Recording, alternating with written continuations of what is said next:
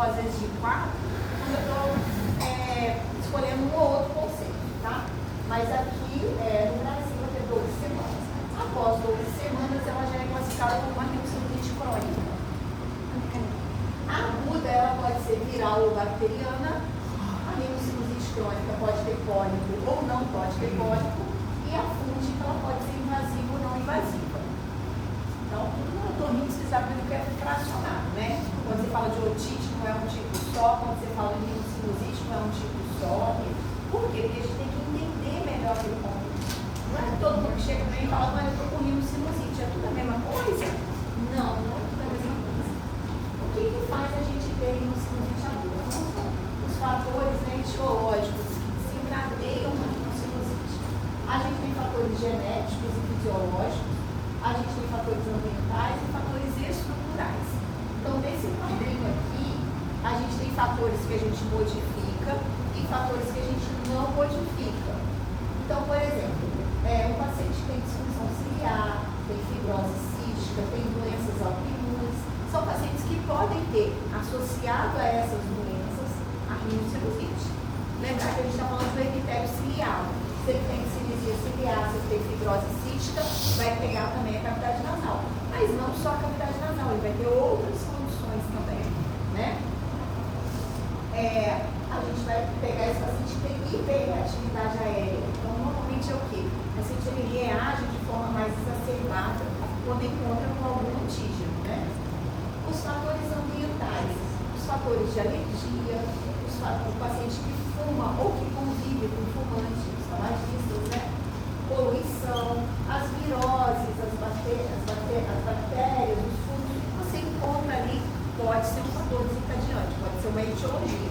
Então eu não tenho nada, mas eu cheguei aqui na sala e ela espirrou e está com adenovírus e eu peguei adenovírus. Então eu posso desencadear uma rinocentite viral, certo? Um fator aqui do ambiente que eu acabei pegando. Ou estrutural, né? O paciente tem um desvio de septo e esse desvio de septo, ele fuma a parede lateral do nariz e ele fecha o boche de drenagem. E aí não drena aquele seio maxilar, a secreção fica parada e acaba tendo aquela infecção ali e gerando uma rinocentite. Então, normalmente, quando você está diante de um paciente de rinocentite aguda, você acaba nem investigando esses fatores. Por quê? Porque agudo tem início, meio e fim. Você tratou, tchau, e está curado. Agora ele voltou de novo, e voltou de novo, e voltou de novo. Onde ele vai entrando aqui, ó? Qual é o fator etiológico que está levando esse menino a ter tanta sinusite? Ele tem doença autoimune? Ou ele tem desvio de septo, né? Principalmente os adultos? Ou ele fuma, ou convive com um fumante, por que ele está tendo infecção de repensão? Agora, no sinusite aguda, a etiologia mais provável para aguda é ou resfriado comum, o começo dela, ou uma rinite. Então, Vânia, o paciente está com uma rinocentite aguda. Por quê? Provavelmente ele começou com resfriado comum. Provavelmente ele começou com uma rinite e evoluiu para uma rinocentite. Quando ele está com uma rinocentite crônica, a gente pensa em outros fatores. Aí pode ser um desvio de septo, pode ser alguma outra condição, ok? Então, normalmente é multifatorial. O muco, toda vez que o muco altera, eu posso ter rinocentite. E quando o muco vai alterar? Se, por exemplo, eu tiver fibrose cística, o muco vai estar alterado. Se o fator ambiental, se você tiver um ambiente de muita poluição, frio extremo, calor extremo, vai alterar o muco. Tudo isso pode gerar a rinocentite. Transporte do ciliar, vai estar alterado nas cinesias ciliares. E quando você tem a alteração da via de drenagem, a gente falou na aula passada sobre as vias de drenagem dos seios anteriores e as vias de drenagem dos seios posteriores. Se tiver qualquer coisa entupindo a via de drenagem, pode ter sinusite. Tumor, desde coisas mais raras até as coisas mais comuns, até um catarro grosso entupindo aquela via de drenagem, né? Então, por exemplo, uma criança que tem rinite, não trata a rinite, a gente sabe que todo paciente que tem rinite tem aumento de muco. Vai aumentar, porque porque está inflamada a mucosa. O muco está parado, ele vai ressecar. O muco ressecou, ele vai grudar na parede do nariz. Ele pode obstruir e virar uma sinusite. Então, todo paciente tem rinite, tem que tratar a rinite. Tem que tirar esse muco para ele não ressecar, ele não obstruir. O pólipo, ele pode entupir a via de drenagem. Então, toda vez que a via de drenagem não estiver funcionando, a gente pode ter sinusite. Quais são os critérios diagnósticos para a sinusite aguda? Critérios diagnósticos. Critérios. O que eu vou perguntar? O que eu vou investigar? O que eu quero saber para eu pensar em sinusite? Olha assim, quando o paciente chega para mim no consultório, ele senta ali, ele vai falar por que ele veio. Ele veio por causa disso. Na sua cabeça, você tem que elaborar a hipótese diagnóstica. Né? Você tem que pensar com o conhecimento que você já tem. Então, ele falou isso para mim, eu vou pensar naquilo. Se o paciente chegar para mim e falar assim, eu sou otorrino, se ele entrar no meu consultório, como já aconteceu, o menino entrou no meu consultório, já falei com vocês, entrou assim, ó. Eu já falei, esse menino está pensando o quê? No consultório da otorrino, né? Aí a avó chegou e está assim, ó. Ah, doutor, eu vim aqui porque ele está com o nariz entupido. Eu não quero saber de nariz entupido. Eu estou vendo que esse menino está com uma posição ontálgica. Ele está com dor. Né? Aí eu falei, Pedro, o que está acontecendo? Você está com dor? Está doendo muito aqui? Pedro, que dor é essa? Não, doutor, ele viu um negócio ontem, vomitou à noite, porque comeu muita canjiquinha ontem. Mas o nariz entupido. Ela se chama nariz entupido. Mas ele teve febre. Febre alta, febre alta. Quantos dias? Já tem 3 dias. E essa dor do não? Ele levou uma bolada também um dia. Eu tô achando que, gente, esse menino entrou assim no consultório. A minha primeira hipótese, sabe o que foi? Apendicite. Cara, a posição do menino jovem, uma mãozinha assim, febre, vômito. Aí eu falei, deita aqui na maca. Eu nem examinei maca, eu examinei na cadeira. Aí eu falei, deita aqui. Quando eu apertei, soltei, o menino pulou. Eu falei, isso é apendicite. Pronto. Quer saber de limite o quê? Já está o remédio agora. Já fiz o encaminhamento. Falei, ó, você tem condições de levar ele? Quer que eu chame o médico? Quer que eu chame o Uber? Sei lá. Não, tá para levar, não tá nada. Então vai para lá agora. Porque esse menino precisa ser avaliado. Chegou lá, era um apendicite. Eu falei, beleza. Mas porque estava muito na cara. Então, quando o paciente chega e te fala, você tem que pensar. Quando que eu vou pensar em sinusite aguda?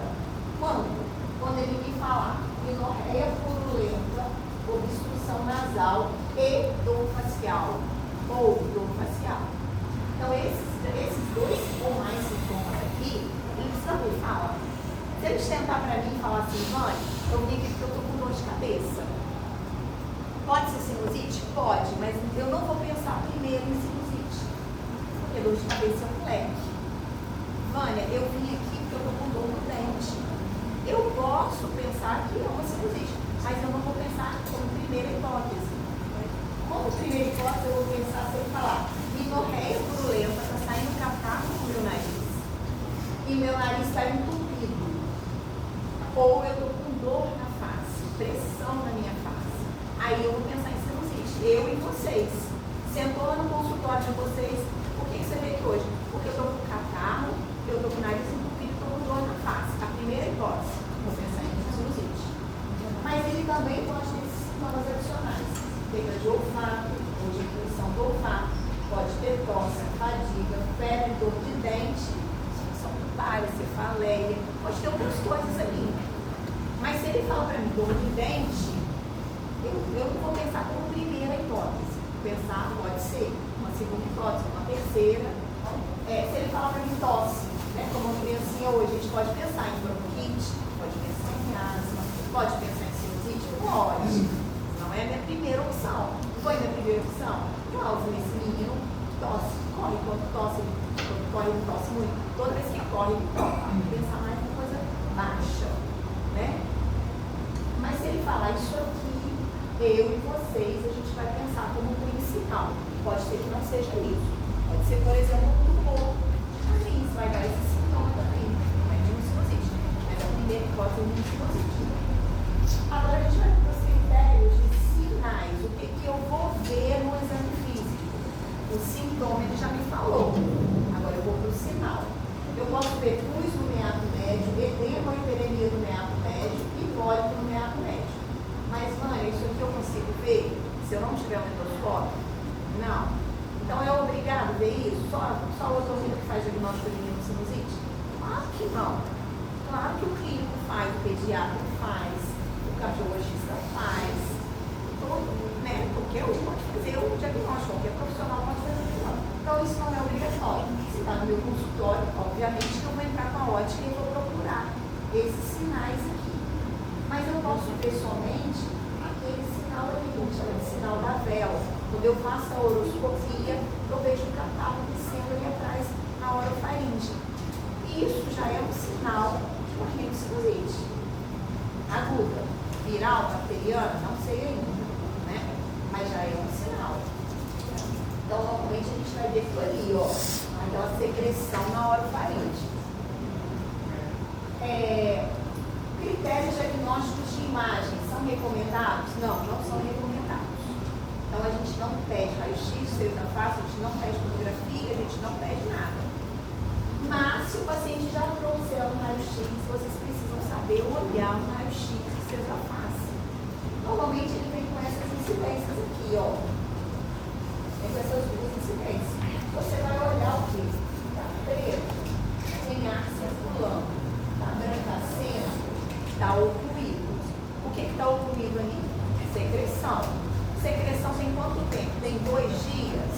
Ou tem 1 mês? Não sei. Por isso que o raio-x não me ajuda muito. Tem muito artefato, atrapalha muito, você fica meio na dúvida. Mas normalmente é isso que você vai ver. Um seio ventilado, o outro não. Aqui a gente está no nível hidroaéreo, tá vendo? Embaixo tem secreção, em cima tem ar. Esse é o sinal mais sugestivo de sinusite. É o nível hidroaéreo. Secreção, que está mais espessa, ela desce e o ar fica aqui em cima. Então, quando você vê nível hidroaéreo, você pensa em rinocinusite bacteriana sim, tá? Mas o raio-x a gente não vai pedir. Mas se o paciente já chegar com o raio-x, você vai interpretar, você vai olhar e somar a história clínica. Então, falei, ó, critério diagnóstico dos sintomas, os sinais e as imagens. Ok. Então, por aqui a gente está vendo que a gente pode, Vânia, fazer um diagnóstico de rinocinusite baseado apenas em sintomas? Sim, podemos fazer. Na pandemia a gente fez muito, né? Consulta online, você não tinha como olhar nariz, não tinha como olhar a cavidade oral, e o paciente te falava o que ele estava sentindo, e você fechava o diagnóstico, passava o tratamento, tudo certo, com segurança. Mas, Vânia, então se falou obstrução nasal, dor facial e pinorreia purulenta está com sinusite bacteriana? Não necessariamente. O que você precisa somar isso? Fala aí. Onde você falou? O tempo, exatamente. A duração. Então, a duração do sintoma. Então, é isso que vai. E o quê? E a repercussão desse sintoma da pele.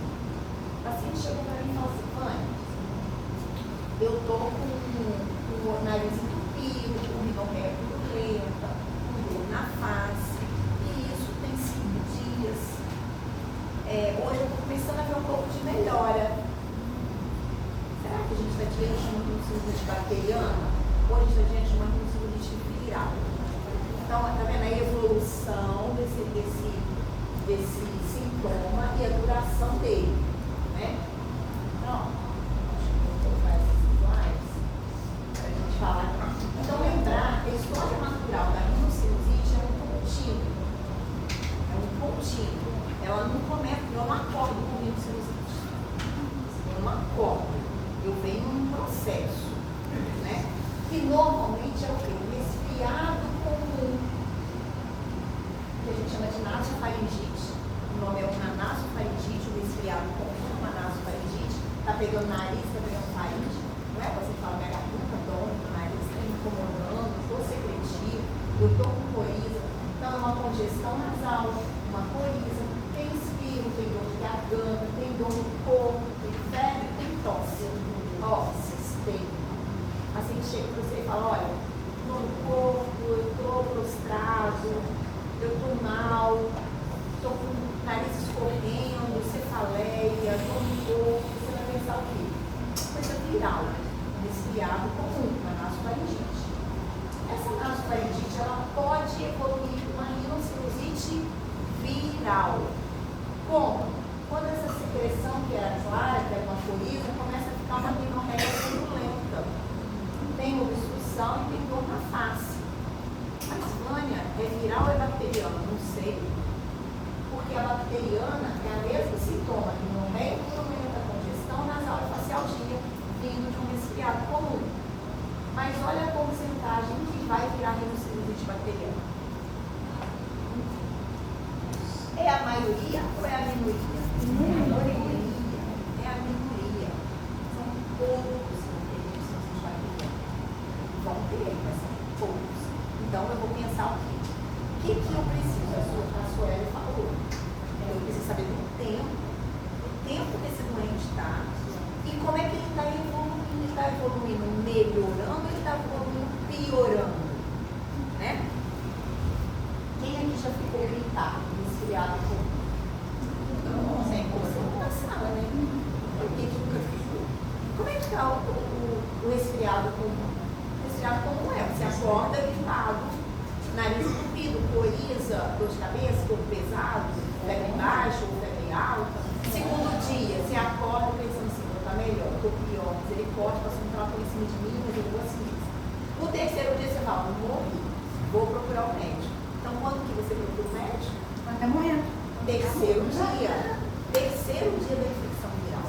É o pico dela. É quando você está sentindo mal. Aí você vai chegar no médico e fala, doutor, eu vim aqui porque meu nariz está muito entupido, eu estou com febre, eu estou mal. Viral. Assim, normalmente a gente procura na fase aguda da doença viral. Então é nesse momento que você tem que ter cuidado para não passar o antibiótico. Nasofaringite. Uma nasofaringite.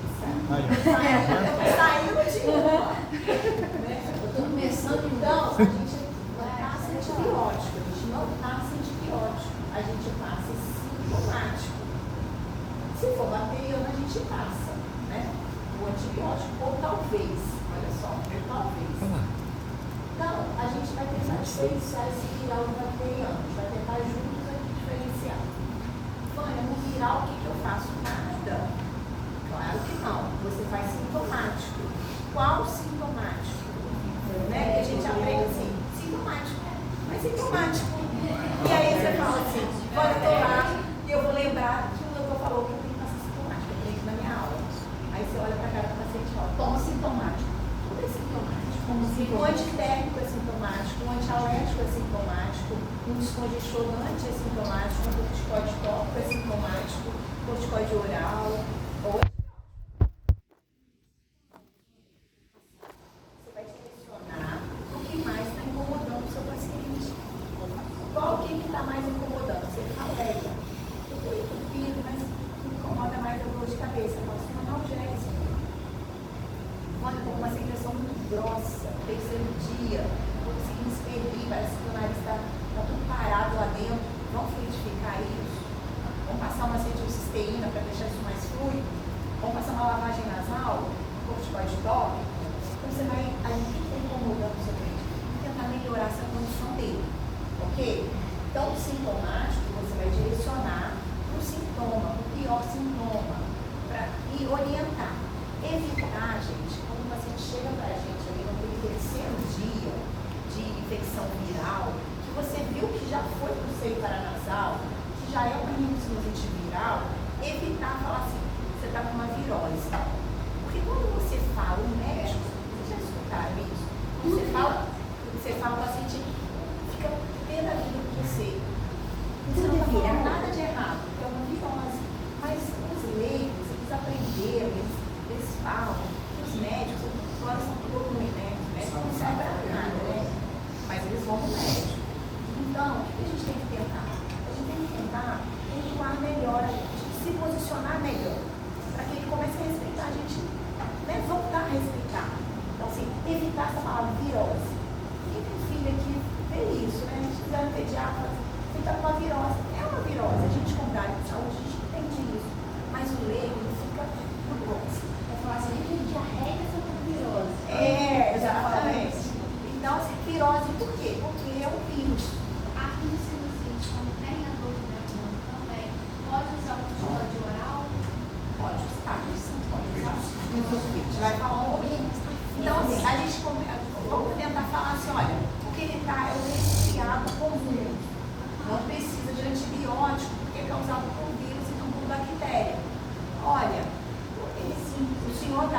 marcando uma rinocinusite viral, para ele entender que existe a rinocinusite viral. E nesse caso, a gente não precisa lançar mão do antibiótico. A gente vai tratar o seu sintoma e vai tentar melhorar essa condição do senhor. Ok? Porque a gente, né? Agora, pode ser que a gente precise, se a gente estiver diante de uma bacteriana. Mas estou ensinando assim, tá? Pera lá,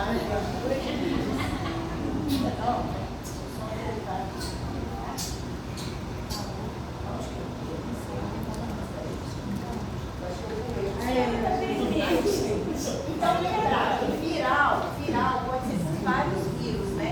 A gente tem coronavírus, coronavírus também quente, não tá? Nossa, influenza,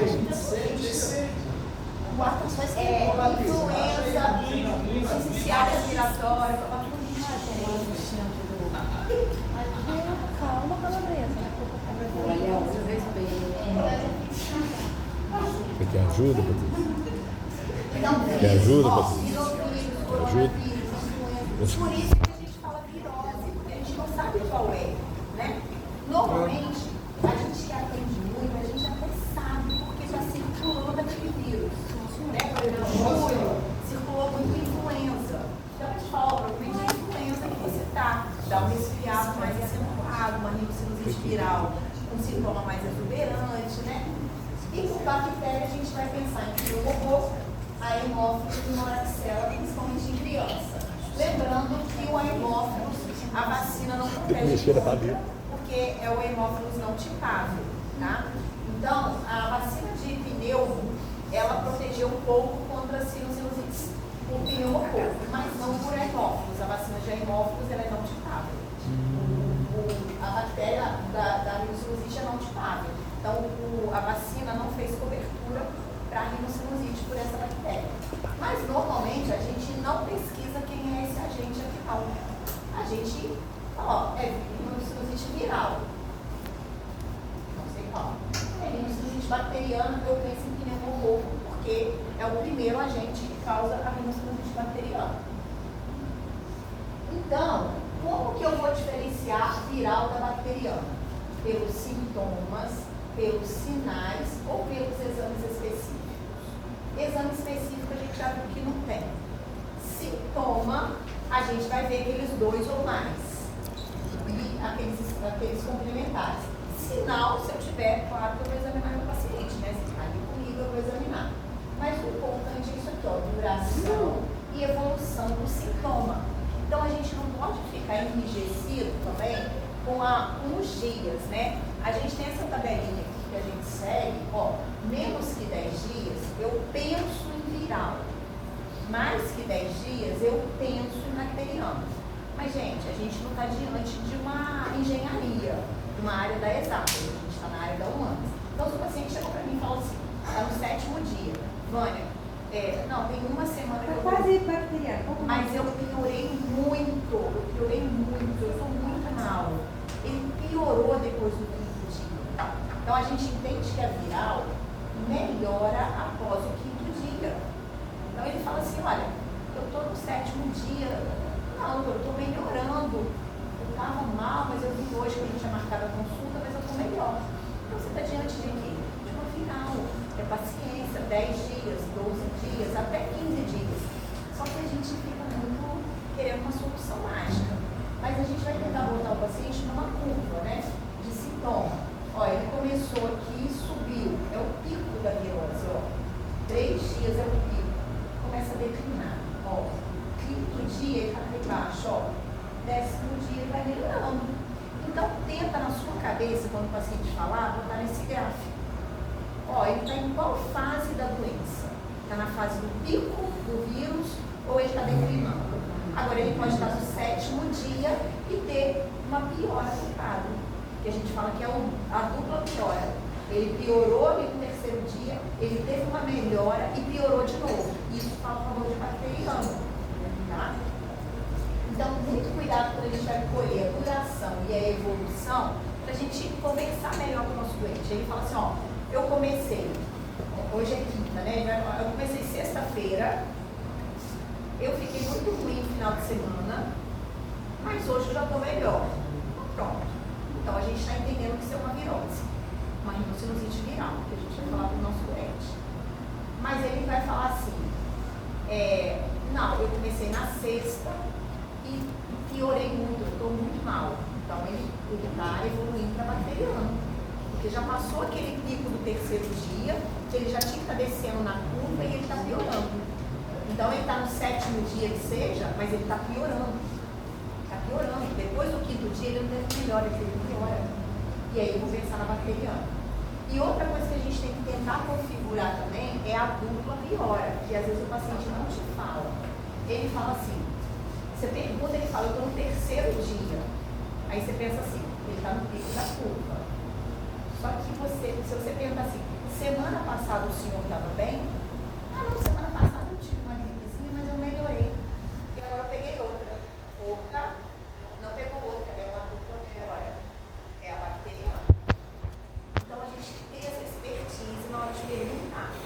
É isso que vai fazer de vocês prescrever um antibiótico no momento certo ou prescrever antibiótico para vírus.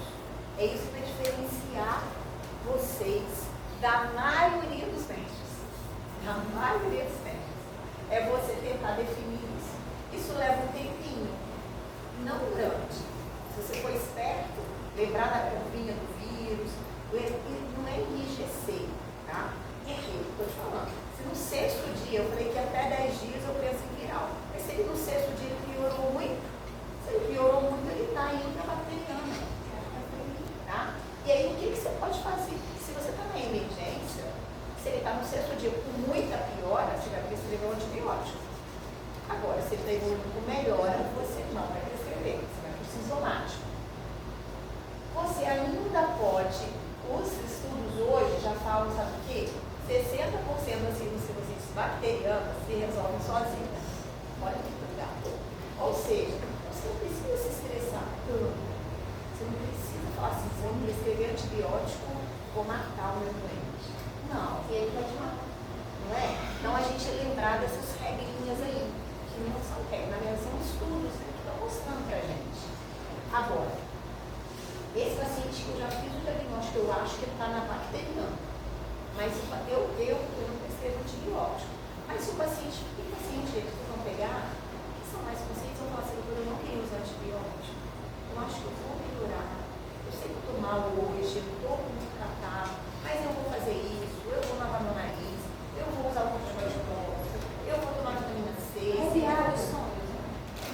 Não, mas aí esse paciente, o que você pode fazer? Você pode dar aquela receitinha para ele usar se necessário ou não. Então você faz a receita do sintomático e faz a receita do antibiótico separado. E fala, seu João, se o senhor não melhorar, o senhor pode começar a usar essa receita aqui para do sintomático e começa do antibiótico. Mas não é, gente, você pegar lá no terceiro dia de viral e já dá a receita do antibiótico se não melhorar ou não. Porque ele vai usar o antibiótico no terceiro dia, que é o dia que ele está se sentindo pior. Né? Então, não. É quando você faz o diagnóstico de bacteriana e você quer esperar um pouquinho ainda. Mas eu vou suspender. Faz só o antibiótico. Eu vou suspender esse Mas assim, tem que ser dela. Mas estou falando assim, não adianta ficar fazendo muita coisa se for bacteriano que vai resolver. É o antibiótico. Tá? Então, lembrar dessas coisas aqui, da duração e da evolução. É isso que vai te direcionar para o viral e bacteriano, porque não tem um exame. Não tem um exame que você vai fazer e vai falar, você é viral. Você vai fazer não. Não, é você e o seu paciente. Define com ele, tá? Já falou. Eu mostrei, né? Então, a maioria é viral, tem viral comum, pouco é viral e uma pequena parcela é bacteriana. E qual antibiótico que eu vou usar? Se a gente for, a gente só vai usar o antibiótico para bacteriana. Então, qual que é o agente? Pneumococco. Se é pneumococco, o que eu vou fazer? Amoxicilina. Ponto final. Agora, o paciente é alérgico à amoxicilina. Você não vai fazer amoxicilina. Aí você vai para a segunda opção, que é o quê? Cefalosporina de segunda geração. Essa é a segunda opção. Tá? Terceira opção, ainda tem as quinolonas. Não é a primeira opção, tá, gente?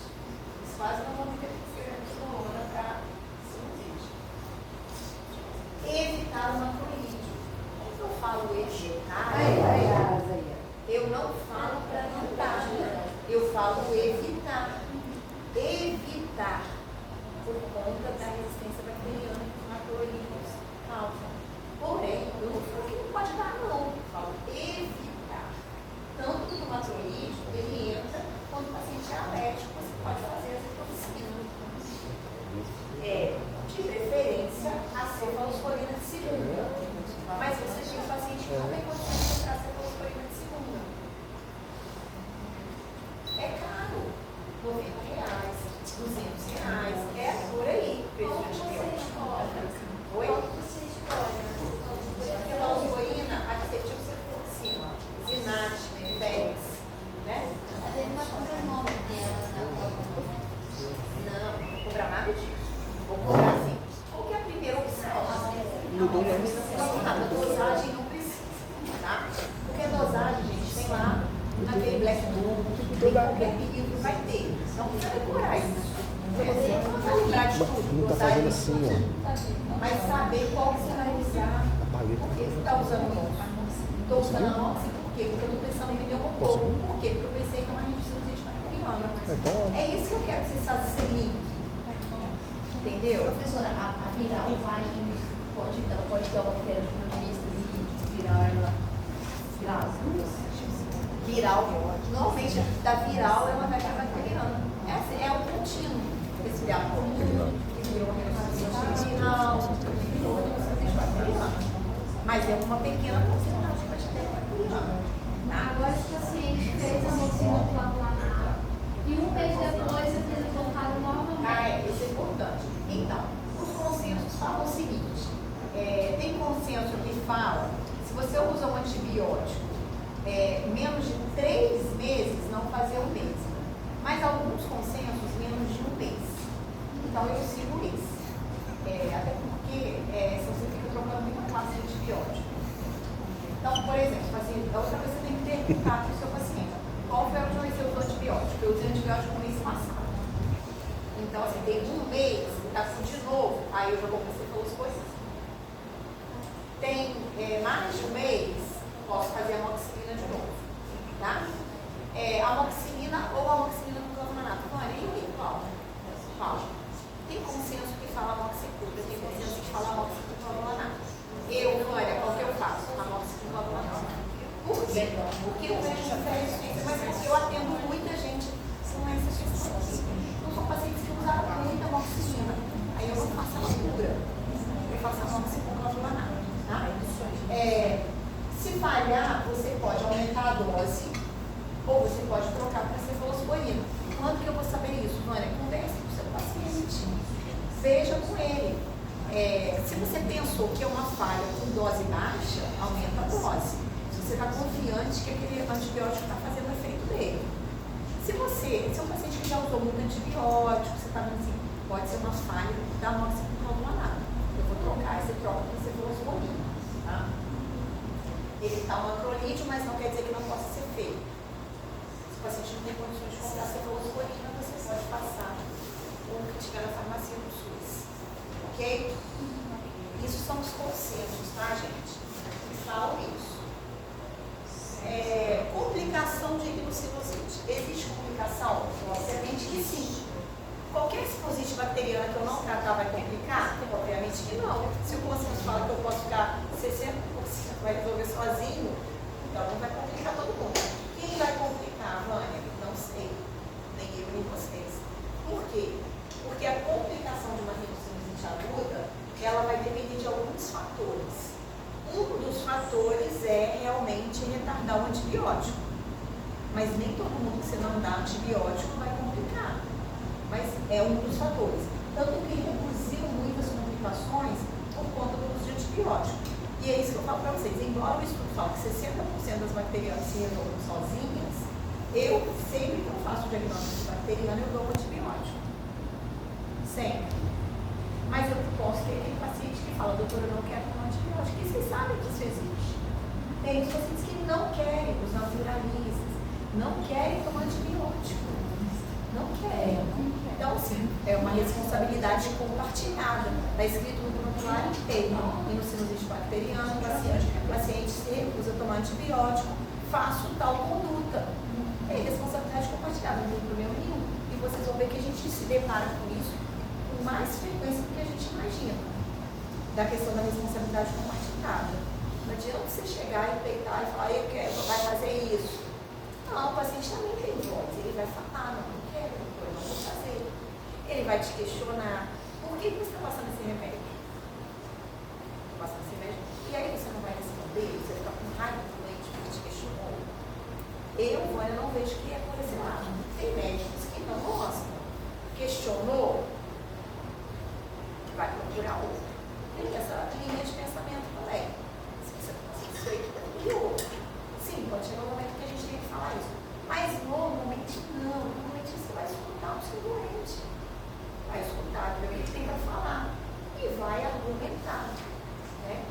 Vai gastar saliva. E se ele não quiser acatar, se for uma coisa que realmente você tem que bater no papel, aí sim, olha, se a senhora não tomar isso, então realmente eu não posso continuar o tratamento da senhora, eu vou indicar um outro médico, a senhora seguir o tratamento. Que aí também não tem como, porque ele não vai melhorar, pode complicar, e aí você precisa desse assunto. Né? Mas o prontuário está aí para a gente escrever esses treinos. Né? Então a gente teve uma diminuição das complicações pelo uso do antibiótico. E o que facilita uma complicação? Fatores anatômicos, olha só. Pouca espessura das paredes ósseas, que separam as cavidades orbitárias e cerebrais. Então, a gente tem uma lâminazinha óssea que separa o meu seio maxilar da minha órbita. Eu tenho uma lâminazinha óssea que separa o meu frontal da minha cavidade central. E isso pode, por contiguidade ou por romper aquela camada daquele fino osso, pode infectar a outra estrutura. Então, por contiguidade, proximidade. Mas a gente também tem fatores ligados ao hospedeiro. Então, o próprio hospedeiro tem algum fator que facilitou a complicação.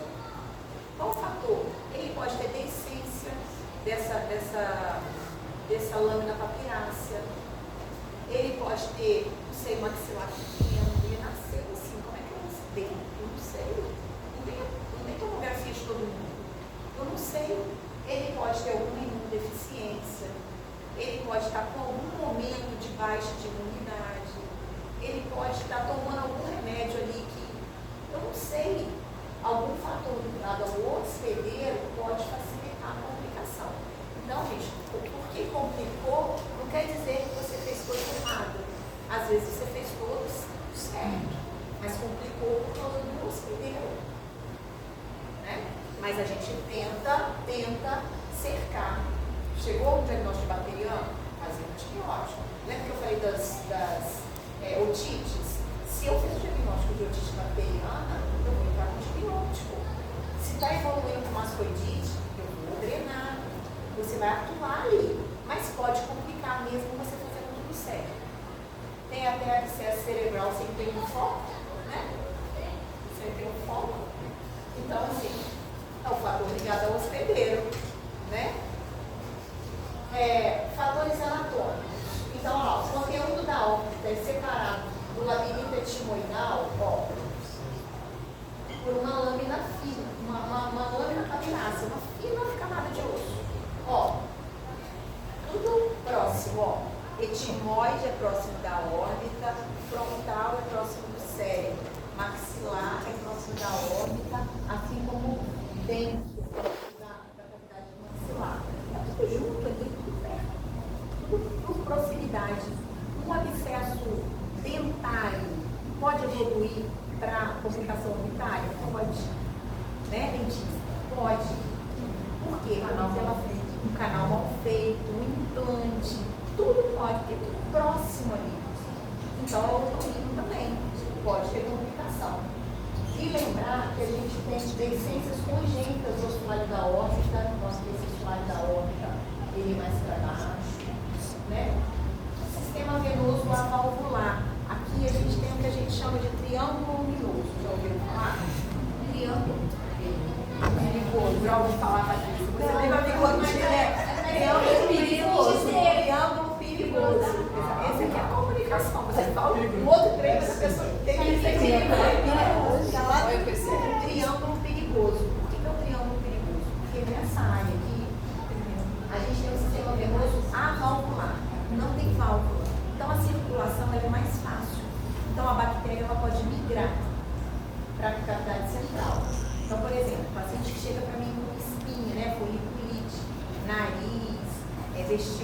nasal, você tem que tratar, ter responsabilidade. Até mímica facial, o paciente sorrir muito, falar muito, você aumenta a vascularização. E aí pode. Então eu falo, ó, nem rir você não pode. Mas você não pode mais. E se você espreme, né? Você traumatiza nesse triângulo aqui, ó, não pode mexer. Porque não tem válvula. E aí você tem possibilidade de ser cabeçoso, o paciente não vem para óbito. Migra a bactéria. Então não pode. Tá? A complicação mais comum é a orbitária. Então, assim, se a gente estiver diante de uma complicação, a primeira coisa que eu vou pensar é complicação no olho. Mas a gente também tem as intracranianas, que são raras, mas tem alta taxa de mortalidade. E a gente tem as complicações ósseas, as osteomelites, né? Causas de complicações orbitárias. Além da rinocinusite, que é a principal causa, eu posso ter também cirurgia, fratura, trauma, abscesso dentário. Tudo isso pode complicar na cavidade orbitária. Mas como a gente já tem logo de rinocinusite, lembrar que a principal causa de complicação de rinocinusite é orbitária, embora seja rara. Tá? É mais comum em quem? Nas criancinhas. Então, quem que eu tenho que ficar mais atento na história clínica, saber se vou entrar com antibiótico ou não? Nas crianças. Porque as estruturas são menores, mais fácil de complicar. E a criança não verbaliza igual o adulto, não fala, estou sentindo muita dor de cabeça. Ela vai chorar. E aí a gente não sabe onde está a dor. Ela não sabe falar, minha cabeça piorou, minha cabeça está doendo muito, meu olhinho está doendo, não, ela não sabe falar isso. Ela vai chorar. Então as crianças complicam mais. Ceia timoidal é o principal responsável. Aqui, ó, a proximidade com a órbita. A malose em 3 a 11%, cegueira, que pode voltar ou não. E mortalidade 1 a 2,5%, que é muito alto. Uma rinocinusite, uma complicação de uma rinocinusite, uma mortalidade de 1 a 2,5%, né? Então, assim, só para a gente ver que a complicação ela pode estar antes do septo orbitário, pode estar aqui, ou pode estar após o septo orbitário. Então, toda complicação que eu estiver suspeitando, eu preciso pedir o quê? Como é que eu vou saber se é pré-septal, se é pós-septal?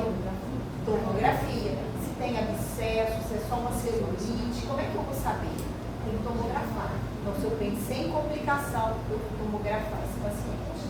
Sempre, tá? Então, eu falei lá na sinusite aguda que eu não preciso de exames complementares. Mas se eu estou pensando que é uma complicação, eu vou tomografar. Aqui uma classificação para celulite periorbitária, é uma classificação de 2 autores, né? Classifico em grupo 1 até o grupo 5. Na maioria das vezes, quando que eu vou pegar no paciente? Aqui no grupo 1, ele só tem uma celulite, só uma hiperemia. Entrou no meu consultório, a mãe com uma criancinha. Eu olhei o rosto da criancinha e já vi que o olho está todo vermelho, todo inchado. Eu já falo. Sinusite, bacteriana, já complicando, celulite periorbitária. É a minha principal hipótese. Aí ela chega e fala assim, vamos entender o som ali no olho dele ontem, eu vim aqui porque ele está com outra coisa. Mas a minha principal hipótese é olhar o olho, entendeu? A gente pode testar a acuidade visual da criança.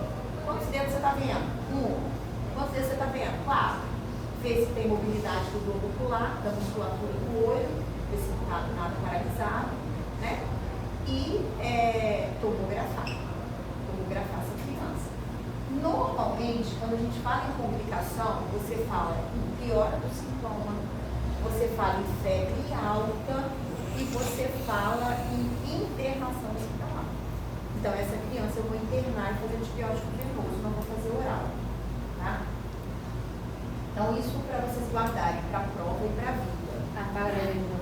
E no sinusite aguda eu não peço exame, pensei em complicação, eu peço tomografia e internei o meu paciente. A gente até tem alguns casos que você manda para casa, reavalia 2 dias depois, mas a regra é complicou, internou. Sinais de complicação, principalmente orbitária, primeira, mas pode ser intracraniana e óssea, mas a primeira é orbitária. O que a gente vai ter primeiro? Começa com celulite periorbitária, celulite orbitária, volúmio abscesso, abscesso orbitário, tromboflebite, que já é complicação intracraniana. Aqui já é complicação intracraniana, a gente tem alta mortalidade. Já no grupo 1 já interna isso? Se tem uma complicação, já vai internando? Você já vai internar. Alguns pacientes, gente, depende muito da história clínica. Eu até já mandei para casa com aquele vermelhinho no olho. E aí, gente, não é aquela conjuntivite, não. É periorbitário. É ao redor. Não sei se vocês já viram o vermelho. Figurinha já viu. Tá? Figurinha já é visto, né? Mas, aqui só, não precisa decorar isso. O diagnóstico de envolvimento orbitário é feito pela história clínica, pelo exame físico, exames radiológicos e laboratoriais. Tá vendo que aqui eu preciso de exame. Edema periorbitário, cefaleia, rinorreia, propitose, limitação da musculatura ocular, perda visual. Então, onde que o paciente está? O que ele está sentindo aqui? Né? Vou precisar do oftalmo? Talvez. Mas eu preciso sim do oftalmo. Lembra que a gente falou que alguns pacientes podem evoluir para cegueira, para amaurose? Como é que eu falo de cegueira e não chamo meu colega para avaliar? Para avaliar, entende mais de olho do que eu. Começou comigo, mas agora foi para ele, então vamos trabalhar junto. A gente pode fazer, essa criança vai para a cirurgia, vai drenar esse sexo, não vai drenar, né? Os principais micro-organismos é o próprio pneumococo e a hemófilis. Conduta do internou, antibiótico venoso, né? Vocês sabem por que a gente faz venoso e não oral. Por causa da passagem do fígado, você retarda a ação do antibiótico quando você faz oral, né? Então, você vai fazer direto na veia, a ação vai ser imediata. Se tem enzima hepática aumentada, se o fígado não está funcionando bem, vai ter ação do antibiótico. Depois ele vai passar pelo fígado, mas ele já foi para a circulação. Então, por isso que a gente faz antibiótico. Tem alguns antibióticos que falam que é a mesma absorção oral é a mesma absorção venosa, mas a maioria não é. Você tem farmacêutico aqui? Em geral. Então, eu não sei. Eles falam que as quinoas, por exemplo, o cipro, eles falam que o cipro é a mesma coisa que fazer oral venoso, vai dar no mesmo. Eu nunca ouvi falar disso. Porque eu sei que quando você faz oral, você passa pelo fígado para depois ir para a circulação sistêmica. Então, quando você faz venoso, não. Tem essa passagem hepática e aí você ganha um tempo com o seu paciente. Então, antibiótico venoso. Corticoide para tirar o edema, né? Deixar o seu paciente mais confortável. Avaliar isso no soro, avaliar em 24, 48 horas. Porque pode ser que esse doente fique só no tratamento clínico, mas pode ser que ele evolua para o tratamento cirúrgico. E cirurgia, tá vendo? Se tiver perda visual ou insucesso no tratamento clínico. O que você vai usar de medicamento? Venoso, Clinda, ceftriaxona, amociclovolato ou associar. Né? Normalmente, paciente interna, você faz o Rocefin, você faz a ceftriaxona. Normalmente é a primeira escolha, tá, gente? Mas você pode, porque normalmente esses pacientes que complicam, eles já vêm do uso de antibiótico. Já vêm tomando antibiótico e não melhora. Normalmente eles já vêm com algum tratamento para você. Então você já faz logo a ceftriaxona. Você interna. A medicina, de 13 anos, natural de Talva. Refere um quadro de resfriado. Começou com o quê? Com resfriado. Gripe, né? Sendo medicada por sintomático. E aí, tá errado? Não, tá tudo certo. O colega fez alguma coisa errada? Não, ele não fez nada errado. Após 4 dias de sintomático, ela iniciou um quadro de edema periorbitário. Olha só, se a gente for ver, ela nem fechou aquele ciclo de 10 dias. Ela já complicou. Lembra que eu falei que é muito fator hospedeiro? O colega atendeu, resfriado, olha, com analgésico, edificante, nariz, tudo certo. Mas o fator hospedeiro, ela tinha alguma condição ali que facilitou a medicação. Isso não é crítica em nenhum colega, não, tá? Após 4 dias, ela iniciou o quadro de edema periorbitário do lado direito, perineal local, aí ela febre alta, dor, e ela foi transferida para lá. Então, assim, após 4 dias, ela não piorou. piorou. Aí eu vou ficar enrijecida naqueles 10 dias, ela piorou com 4. Mesmo que se ela não tivesse edema unitário e ela voltasse, você poderia já entrar com antibiótico. Entendeu? Aí, pode mandar para casa? Não pode. Ô, Flávio, isso aqui é sinusite, é uma complicação? É. Mas poderia ser alguma outra coisa? Poderia. Uma letra, um negócio. Mas a história clínica dela era de rinocinusite bacteriana. E a história dela era de complicação urinária. Né? Se eu só olhar a foto, você pode pensar em outras coisas. Mas ela tem uma história clínica de casa. Então, aqui a tomografia, você vê que tem um velado, né? Tem uma secreção aqui do lado direito. E aí o diagnóstico, então, vocês já acertaram. É uma rinocinusite aguda com complicação para órbita.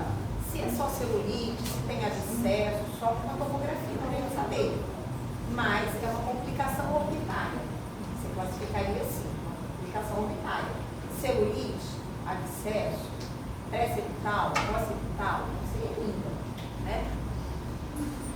Aí internou, antibiótico venoso, corticóide, ligação nasal, endoscopia, tomografia e acompanhamento diário de todos os distritos do paciente.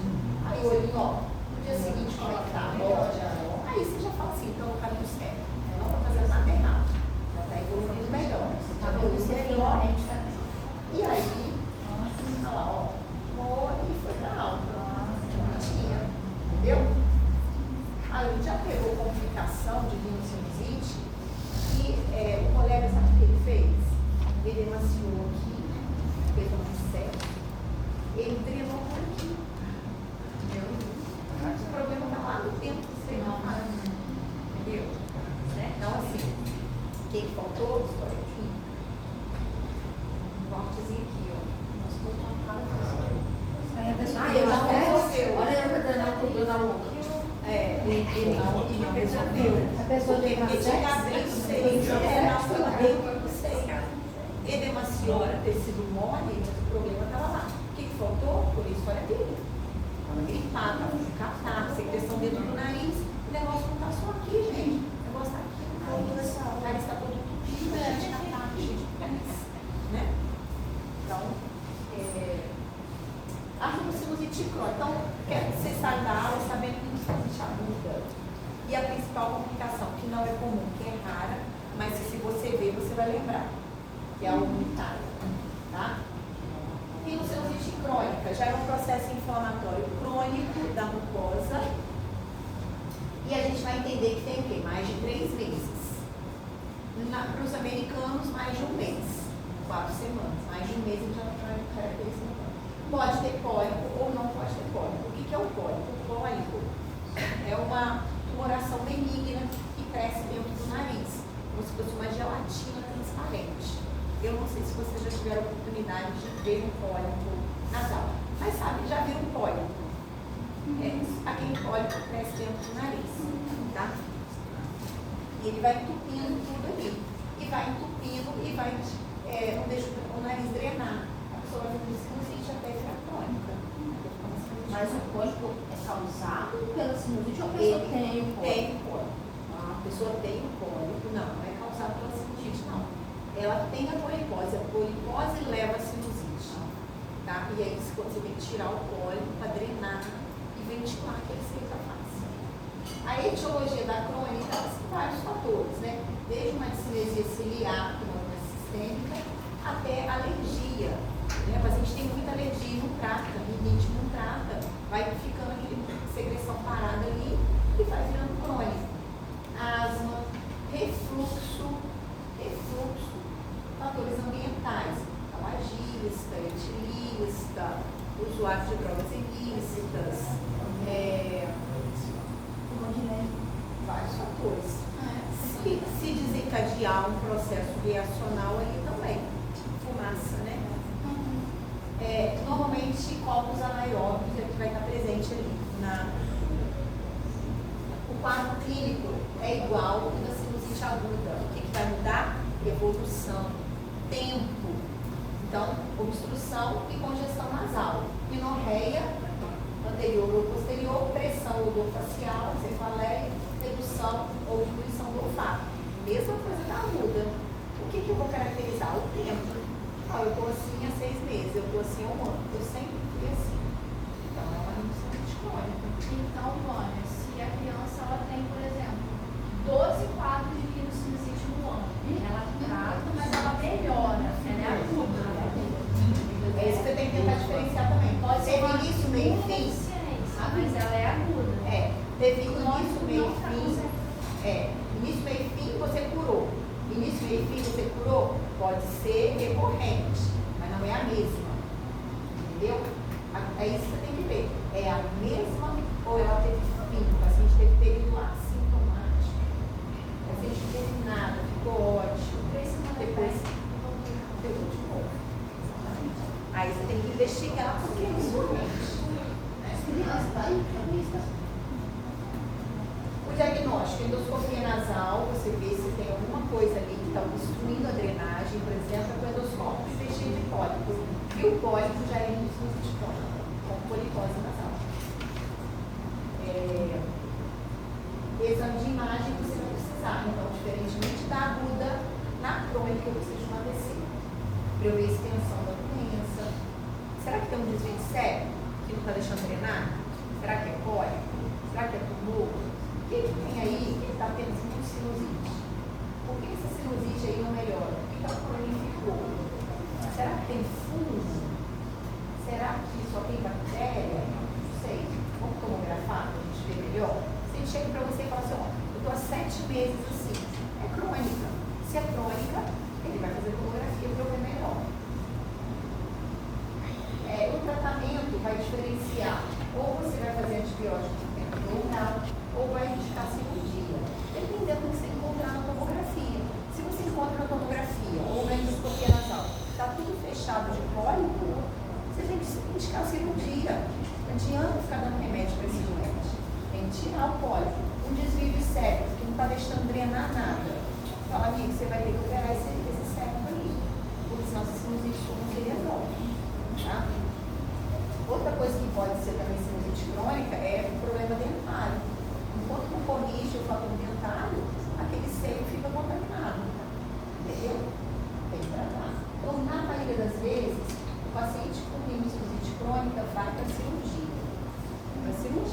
Mas aí você tem que ver o que está levando. O que está mandando ele para cirurgia? Se é o desvio de septo, se é alguma outra condição, se é cólico, né? E a fúngica? Corrige os dois. Opera septo é cólico. E aí? Polipose. A polipose, ela é recidivante, né? Você opera e ela volta. Então, você só deixa para operar quando ela está obstruindo mesmo. Quando ela oclui, aí você opera.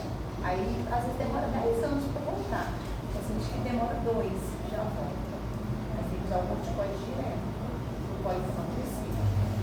Você usa direto, né? Não, eu não operei pólipo. Quando eu achava que o de septo fez ressonância tecido, acharam os pólipos. Foi aderrado? Está dentro do seio? Tá. Está dentro do Aí vai seio. operar o septo e a mobilidade não pode. Isso aqui chega agora. Só encostar no campo. Ele é o paciente da doença. Por isso que ele senta aqui e só engalado assim para olhar. Professora, a polipose nasal é ATC? Polipose tem que fazer TC. ATC, né? Tomografia. Ó, então a rinocinusite fúngica é outra rinocinusite crônica, mas causada por fungo, né? Então, como que você vai desconfiar? Quando você trata o seu doente, ele não melhora. Não melhora. Aí vai para a tomografia, lembra? Eu falei, você tratou, não melhorou, você tem que investigar. Tomografa, o que vem na tomografia? Vem essa imagem aqui, ó. Uma imagem radiopática. E vem lá o alargamento de ósseo. Tá vendo? O ósseo de drenagem está largado, o seio todo velado. E você fala, opa, isso está me parecendo fungo. Por que eu falo que está me parecendo? Porque a tomografia não tem como saber. Aí vai para a sala, quando você tira, você vê lá as ínfulas e manda para a biópsia. Tem que alargar. Esse aqui é o complexo osteomental, que é o ósseo de drenagem que está largado. Osteite tá vendo? Ó, o osso aqui também está mais grosso, ó. Uma inflamação, coisa crônica, coisa que está ali mais de agora, você fala assim, não é nada duro. Isso ali pode ser um pouco estranho? Pode. Você vai pensar em pouco estranho, você vai pensar em fungo e você vai levar para a sala. Na sala, quando você abre, aí sai fungo, você coloca a biópsia. Né?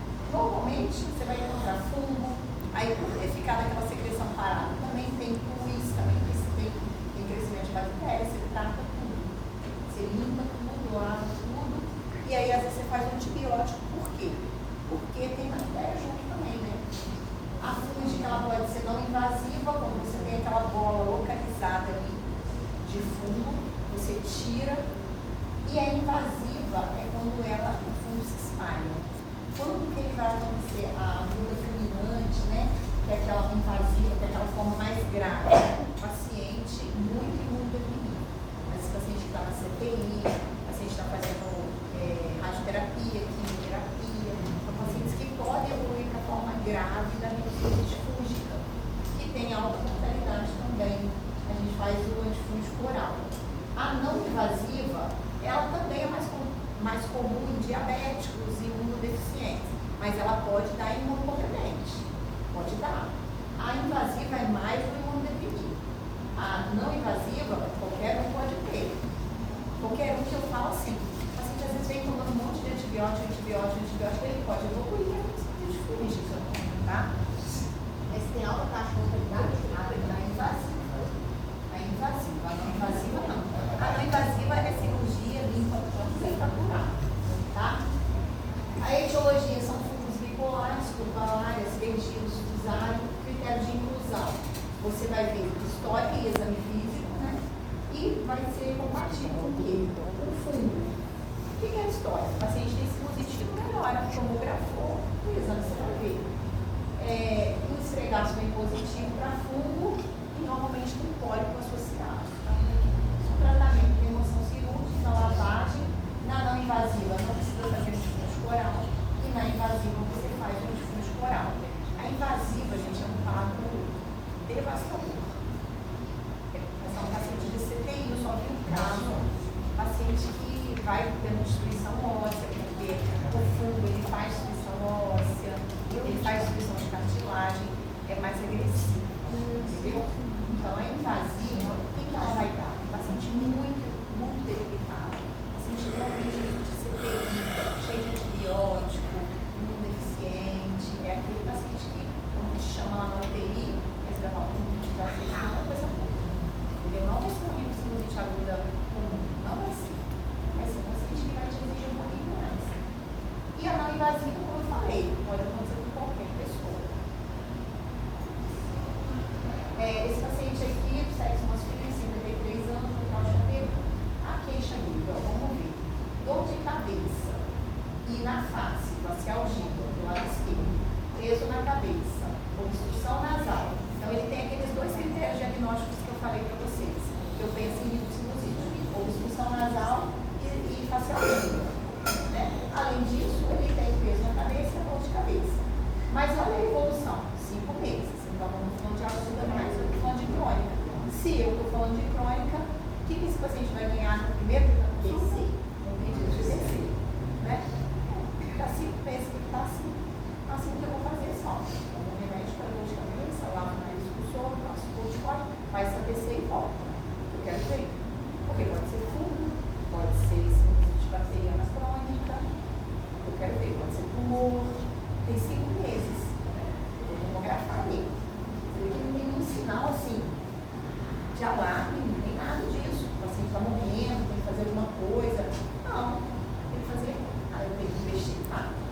Aí é de 20 centímetros eu domino, com a história que você fala, dor facial à esquerda, vê que é muito unilateral, né? Sensação de peso na cabeça, obstrução nasal progressiva.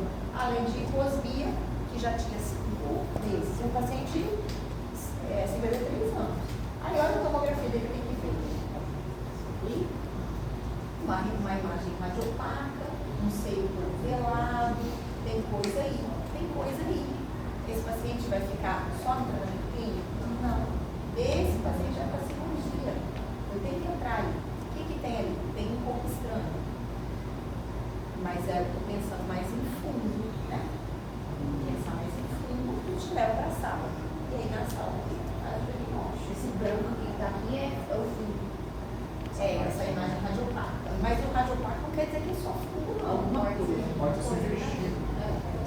Aí quando você abre, ó, enegrecido aqui, esse aspecto de fundo mesmo, tá, gente?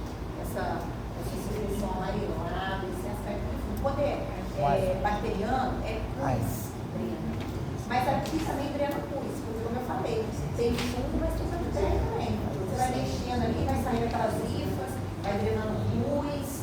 Normalmente, a bactéria tem o endopédico, o fundo não tem. Isso aí, no caso, era fazendo, a imagem já fazendo cirurgia. Quanto que vai fazer a Endoscopia nasal? Todos os pacientes que têm queixa nasal. No consultório, situação, Nossa, deve ser horrível, né? porque aí você já dá uma suada ali para ver o que tem. Lembrando que o endoscópio não entra dentro do seu da face. Ele só vai até aqui. Então, assim, normalmente esses pacientes com queixa crônica têm que ir para TC, porque tem que ver receio da face. Né? Aí, o diagnóstico é fundo mesmo. Aí faz um antibiótico, porque tem bactéria misturada ali, faz um pouco de pós para tirar todo aquele dedo, porque a mucosa está toda inflamada, né? E a cirurgia endoscópica nasal com inserção dos focos, da infecção fúngica. E só. Muito bem. Graças a Deus. Ô, Glória. Todo mundo vai saber fazer diagnóstico de sinusite aguda. Por quê?